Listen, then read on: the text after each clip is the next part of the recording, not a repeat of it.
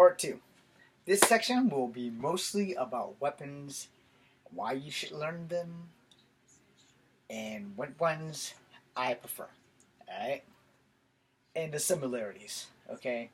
So, I don't have the weapons that I'm going to describe, and my bow staff is outside. It's like almost midnight, so you won't see any weapons demonstration tonight. However, I am going to go deep into this for the simple fact that it needs to be done. And my phone needs to be charged up some kind of bad. Sorry about that, people. Let me cut this damn thing off so it can get a full charge. Okay, so weapons. You have nunchucks. As I said in the other video, I taught myself how to work these things as a young child. I admired Bruce Lee. Then I found out I was born 30 days after he died, so you can Google that. He died in July. I was born on the 23rd of August. So if you count 30 days back, you'll get his date. The exact same year. So, nunchucks, short sticks, tampas, kamas, size, 3-section, bow staff, short and long staff. Monkey stick's the only thing I don't really deal with because I don't have it and no one taught me how to use it, but the steps are still the same as the bow staff with a couple of twists involved. When the best person for you to Google to watch that is Richard Brandon, aka Yin Yang Man from the WMAC Masters. Now, let's talk weapons. Besides the fact that I just put those nunchucks up, there's no place to work them in here anyway. When I started learning Kempo, I learned about the short sticks. I wanted to learn the short sticks because Jeff Speakman uses short sticks in his Kempo. Now, you should know that there are two forms of Kempo because there's Okinawa Karate and Okinawa Kempo, and then there's Kempo. The Kempo I learned specifically was Kempo that was based like out of Korea. Kind of like Taekwondo. Don't ask because I'm confused as hell now. There are over 1,000 styles of martial arts. The main ones that I learned are Japanese karate, Korean Taekwondo, and I guess the mixture because Naharate was like a Japanese form of Taekwondo. I've learned a little Aikido, I learned a little Judo, I learned a little Jiu-Jitsu. I've learned a few animal styles, just the basics. I adapted to a drunken master style. Not the drunken monkey, that does exist. I don't know that, but I guess you sway around and act like a fucking monkey. I recommend you just learn drunken master, and you don't have to be drunk to do it.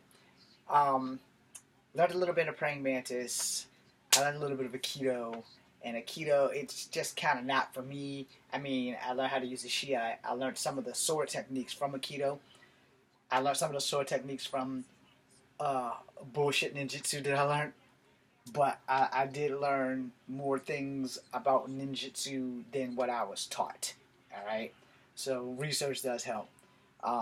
Like the crickets in your pocket thing. Because the ninjutsu that I took basically only took me like maybe 3 forms of like how to swing a damn katana. Alright? Which is why I suck at my Saber Night Lights class with swinging because swords were just not my thing. I have a fear of cutting my limbs off. So I prefer wooden weapons. Bow staff, majestic spear. The styles are similar. Same thing with the Chinese chain whip.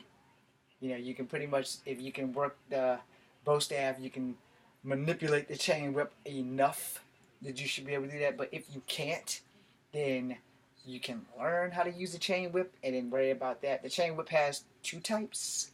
One has the sharp pins at them with the feathers, because that's the chain whip where you have the feathers, because those are the people who can really manipulate that shit. Where you have the other ones that have like the ball mace endings on them. Not like the one Go-Go had in Kill Bill. The balls aren't that big. They're like, they're roughly the size of this pack of annihilators. But they're like weights, like fishing lure weights on the traditional one, but they're more rounded, not like this square thing, but they're about like this big, and they're attached to the chain, and you fling it out, and you got one on each end. The chain whip comes in various sizes, because you have links. It's just like the monkey stick when it comes to sizes. You can get that damn thing in 5 feet, 20 feet. I wouldn't go more than 20 feet. Now, you don't really need 20 feet. I would say the maximum you should probably get is maybe a 10-foot one. But back in ancient China, when those things were first introduced, you know, you had to have range because a lot of people were short, so they had to be long range fighters. So they used the bow staff. The bow staff is the best weapon if you are a long range fighter. If you want to be super long range, then you can get the monkey stick because I think the maximum of that is 12 feet. See, the 12 feet or fucking 15. I'm not gonna swear to it. But it's a long ass stick. And then the majestic spear, the kwando, the double-bladed kwando, the spade, and the pike, because the pike can be more Japanese than Chinese, but they're all pretty much lined up the same. The spade is basically the kwando, only instead of it having that long blade, it's more flat. And it literally looks like a spade. I could draw it better than I can describe it. But anyway, the spade's pretty nasty, and then you have the moon spear. And I don't really know if it's actually classified as a spear. I call it the moon spear. You have the moon spear spade, where you have the moon spear at one end and you have the spade at the other. It's basically just like the kwando, where you have the big blade up at the top and you have the little spear at the back. And it also depends on which one you do, because there's also a double kwando that has both of the blades that are exactly the same. And in ancient China, the kwando weighed a lot. Now, if you are a fan of Dynasty Warriors, they give you all the facts on all those weapons and shit. I do not know how to work chakram, not like Xena. I know about the rings, the ones that go on your arms, the brass rings. I do not have training in the brass rings, but I can use them if I have to, because basically they were like deflectors. I guess they work pretty good against swords, and they basically origin as tools. They weren't really weapons, they were tools. So, somebody's going to come on and recorrect me on that, and that's fine. But from what I understand, they were fucking tools. Basically like washing your clothes tools. Okay? And you don't have to believe that. You can believe what you want, because like I said, every legend changes tribally, or every martial art changes sporadically by whoever's teaching you what. Alright? Always remember that. If you're taking traditional Taekwondo and your instructor is not from Korea, you are not taking traditional Taekwondo unless he has a Korean instructor that's right there double checking to make sure that he's not screwing this up. However, let's backtrack, because here's how this works when you're learning a martial art. Everything I teach you, you are going to adjust it and adapt it to what works best for you. So if you throw a punch and an elbow and that no longer works for you, so you throw a punch and an uppercut, which you still transfer with the elbows. It's like da-doom. So you're hitting boom and doom. So, that may work a whole lot better than doom and doom. And notice the guard is still there, because you have to guard yourself. Now, there's this much difference between karate and kung fu. Alright? This much. It's really pencil thin. It also depends on who's teaching you. From what I was taught with karate and transferring over to kung fu, the only major difference is, for me, that I've learned is, this is karate, block and counter. This is kung fu, block, break, with counter. So they're throwing this punch, catching, this hand is going forward, this hand is here, this hand is here. So when they're punching, this on the inside is pushing, and this is pushing that way. So you're both pushing, you're kind of clapping, and you want to catch the wrist, and you want to catch at the elbow directly in the joint. Now, when I was learning Kempo, I learned about the pressure points. So the trick to that is you literally have to be good enough to get past somebody's defenses. Now, if you're watching a karate movie, you will tell the style by somebody doing karate while they're always blocking and countering, and they're always on the inside. And most kung fu, it's always on the outside. So those are your slight differences, except for how you punch. In certain styles of kung fu, your hand is open until impact. That is very hard to practice. It's very hard to remember. And when you are in a real fight, you're not going to sit there and do this and try to punch someone and close it on impact. Now, granted, it's wind resistant, and you're going to get that torque on that closing on impact. But when the heat is on, You don't have time to worry about that shit. You don't have time to remember it. So when I tell people if they're going to fight, you fight in a boxing stance. You're always moving. Left, right, forward, back. Not too far forward, not too far back. But mostly left and right. But if you have to lean forward and jab out, you need to be able to get that and then get that. Or if they're throwing a punch, boom, and strike. So for what I would teach you for Kung Fu versus this, I would teach you boom, boom, get to the outside, because that's a lot simpler and it's a lot easier for you to remember instead of trying to grab and break this shit. Because you're going to grab, pull, and push at the same time. You're going to get the tension in the elbow. Now here's how real life works. He's still got another hand, and he's got 2 legs. So you need to be able to move fast. So if you're doing this, slide up and catch him in the throat, or slide down and catch him in the ribs. So it's boom, boom, or boom, boom. So you need to be able to have that shit straight. You need to have your game plan on. Now, here's the thing about that. Game plans change when you're hit in the face. Alright? So you need to just be prepared. Be prepared. Don't think about getting hit in the face, because the minute you think about that, you probably will get hit in the face. And when reality sets in, after the adrenaline rush runs through its cycle, you're going to feel all that. But while you're in the midst of a fight, you probably won't feel a damn thing. There is an iron body technique. People laugh at me when I say it. When I was younger, I taught myself the iron body technique by beating and learning. Also, when I was younger, I did research extensively on how TIE fighters are trained. And when the internet was new, so like 98-ish, like 97, 98-ish, you know, and all the time I'm training and learning that I can't teach Kung Fu legally because I don't have a black belt. I would teach people anyway, but I wouldn't teach legally, which is not something that I really wanted to do anyway. I wanted to make Kung Fu movies so I could teach Kung Fu for free, because that's what I want to do. I want to teach Kung Fu for free, but I have to eat, and I need a facility. So if I have a facility, I have to pay for the facility. If I own and pay for the facility, I need a career to do that, and I like Kung Fu movies. That's where the dream is. The dream is simple. I want to teach Kung Fu for free. I need to make money to do it. So I don't want to have any student come to me who can't afford to pay for it and be like, yo, I can't afford to pay for Kung Fu, but can you teach me? So here's my thing on that. Because my very first martial art lessons for 3 years were free. It wasn't from the YMCA. It was from some black dude on West Main Street. So I swore that if I ever made it, and I'm still working on that part, if I ever made it, that I would teach Kung Fu for free. That's pretty much the gist of it. I will teach Kung Fu for free. I just have to get legally certified, find all the loopholes. And yesterday, because it's almost midnight, I effectively found out that I've been going about this all wrong. Because I've been asking people questions and all that, and I could have just opened up a fucking school. I'm kind of upset about that. But that might be a blessing in disguise, because I don't have a building and I can't afford to pay people rent. And no one's going to come to learn in the backyard and train in the backyard and stuff like that. Although that would be simple and free, no one's really going to do that. The 2 things I won't do, though, I will not teach weapons, because there's only certain weapons that I'm fair with. Not good anymore, but fair with. So, as you see some of my videos in Kung Fu Havoc 1, that's when I was younger and great. Now I'm old and I'm fair.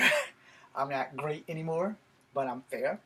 So when you're doing martial arts, I don't want to teach you something you can't use, and you're not always going to walk down the street with these in your hand. Conveniently enough, though, if I do teach weapons, I will teach the bow staff, because it's the simplest thing that you can learn, and you can practice at home with a broomstick, and you will only need 7 or 8 lessons with it, really. Because the whirling of the staff, in a real fight, you're not really going to have time to do all that. You really aren't, you know. I will teach you the odds and ends of staffs, because some staffs are super flimsy, and some staffs are super thick, and they don't bend, and they don't have give. The Majestic Spear is made to have give, because the spear tip is the main thing you're using, okay?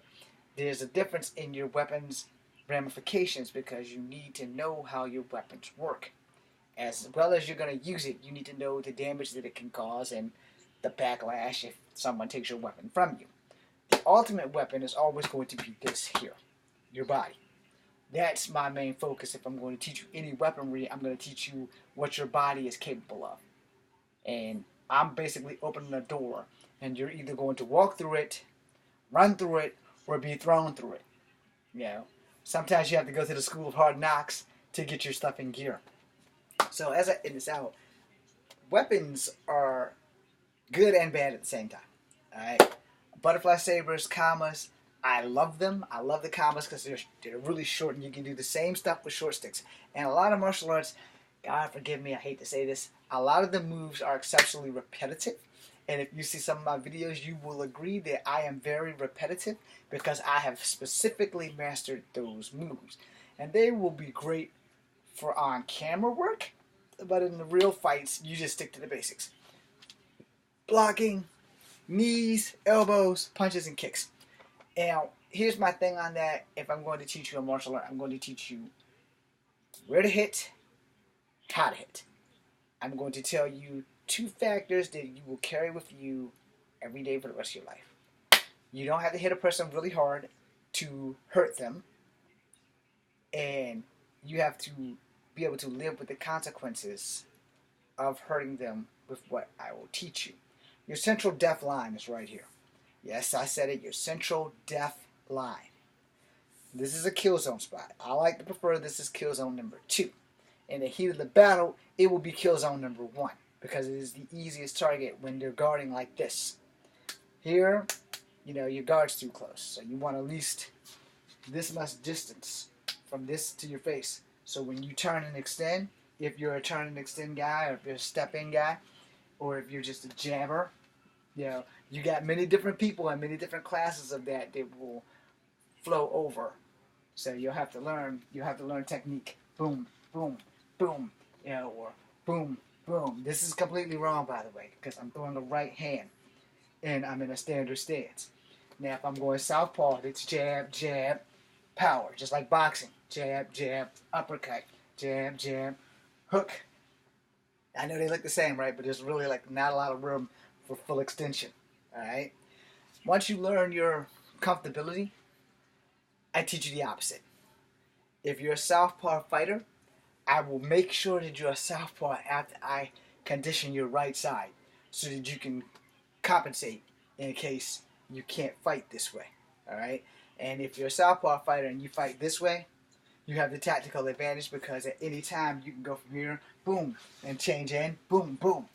Where us normies, who are right-handed, it's always going to be jab, jab, strike, jab, jab, kick. It's going to be something in that manner, and not all of us can switch off. Now, if you're one of those odd ducks like me, I have great kicks with my right. I used to have awesomer kicks with my left. I don't know why that was. We can chalk it up to me being a genetic jackass or a genetic freak. But truth of the matter is, my left tornado kick in sequence looked a lot better than my right tornado kick in sequence. And I will tell you, in a real fight in the streets, you will rarely ever use a tornado kick. And I've seen them on YouTube in the tournaments and all that. And I'm like, okay, this is why it works in tournaments.